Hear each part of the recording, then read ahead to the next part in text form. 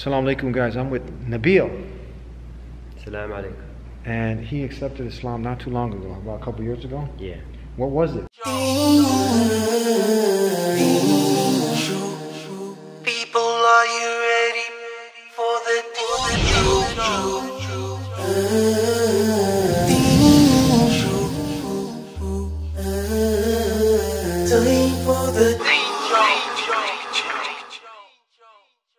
I started thinking about virtue and goodness and truth, and I was torn about the way things are. When I walk around, I see things, I see a lot of terrible things happening. My father had passed away a couple months before, and I was really upset. I kind of stopped eating, stopped sleeping, I stopped going to work, and this was for like 2 weeks. And I just really I just was really upset about everything. I was just so upset. And I knew about Allah from reading some books and stuff and Islam, but so I feel like I had a connection with Allah, walking around, knowing the signs are everywhere, you know. And I asked Allah to help me, and I went to sujood, and I asked for His help. And right there, I knew I had to become Muslim. And I started to read the Qur'an and started to learn about Islam. And I knew I had to learn how to pray. And I just was so happy because I was so certain that I found the truth and the answers I was looking for my whole life. And in my heart, you meet other Muslims, you go to the masjid, you meet these people, and it's the beauty that I knew was there, but I couldn't find. You know, because Go ahead.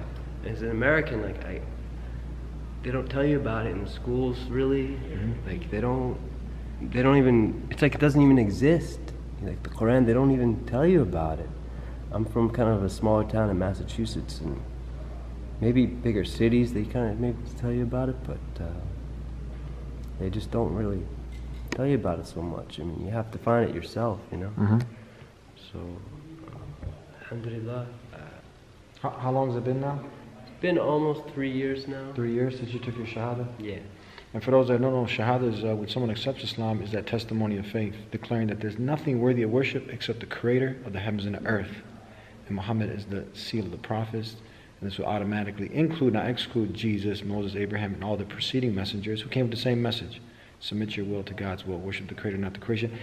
Before Islam, what was your way of life? Were you Christian, Jewish, Hindu? I mean, what kind of religion were you practicing? Or were you not practicing? Were you, what were your parents upon? I'm from Massachusetts, so it's a lot of Catholics there. It's a lot of Irish Catholics, but my family wasn't Catholic. My great-grandmother was involved with the Catholic Church, and she had had an abusive husband, I was told, who beat her and the kids. I was told, and she left the church because they wouldn't even grant her a divorce, so she said goodbye, you know. So she became a Unitarian. So my parents were Unitarian, so I think that kind of instilled in me something.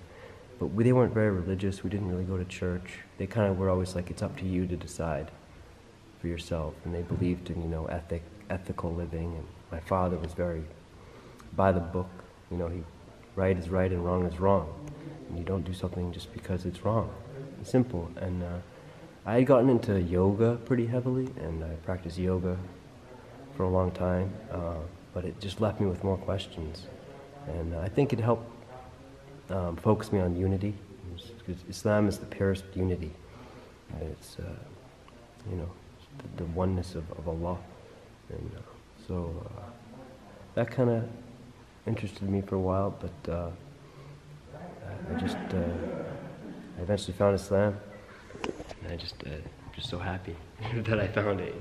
Sometimes it's hard to find, like you were saying, and when someone does stumble upon Islam, it's usually covered with a lot of dirt, meaning there's a lot of misconceptions.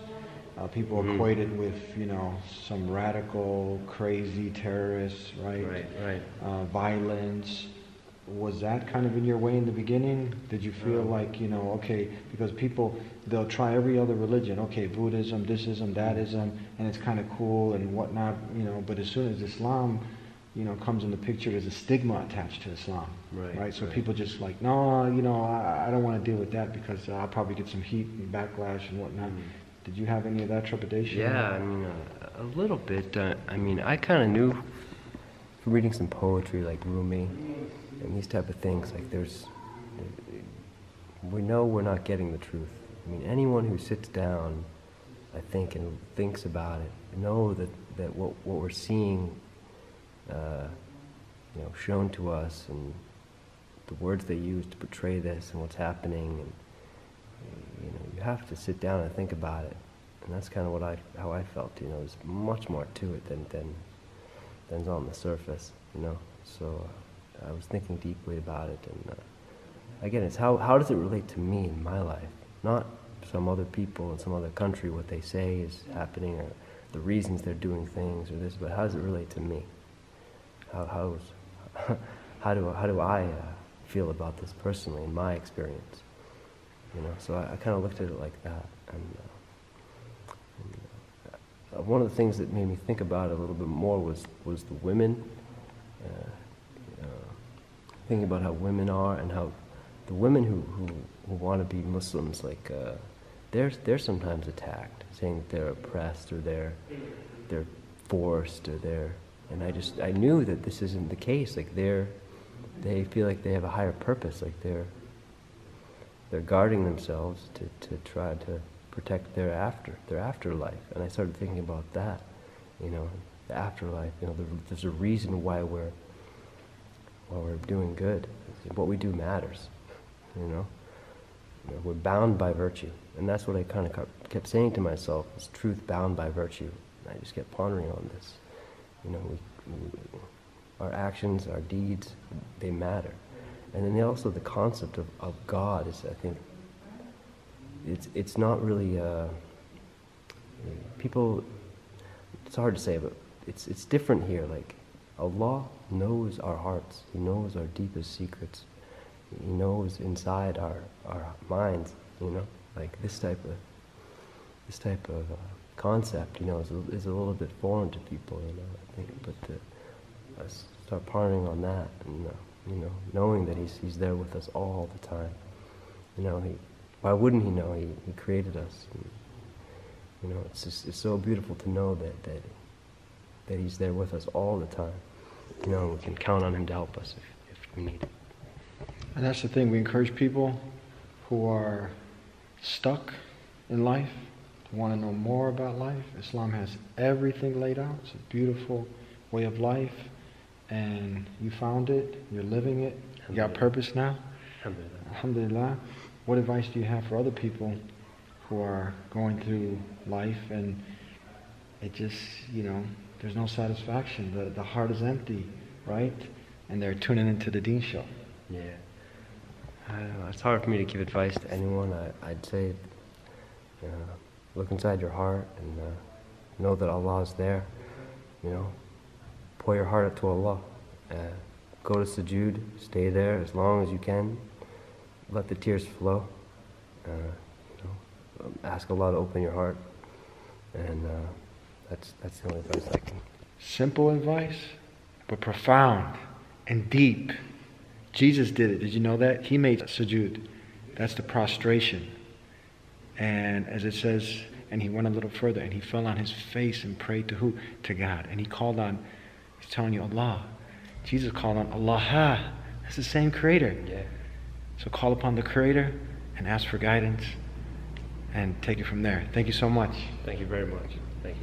And guys, something every masjid I want to see, we should see, when you walk into a masjid, I mean, to tackle the ignorance that's out there, people not knowing this knowledge is important. So I love when you come to the masjid, you gotta see, look at these pamphlets. Jesus and Islam, did you know that? Look at that. Unveiling the mystery. Hijab. You know who wore that? Jesus' mother, Mary. It's a whole chapter named after her in the Qur'an. And the list goes on. Look at that. What they say about Muhammad. Learn about the last and final messenger. Prophet Muhammad, peace and blessings be upon him. Ramadan, the Qur'an. Everything is here. So when the not yet Muslims come and visit, now you can go ahead and share. The sharing is caring.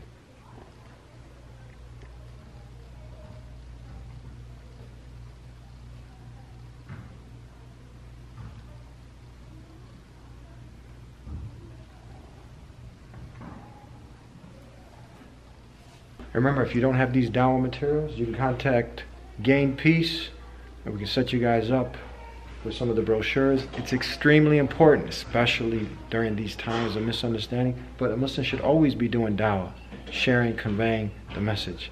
Assalamu alaikum.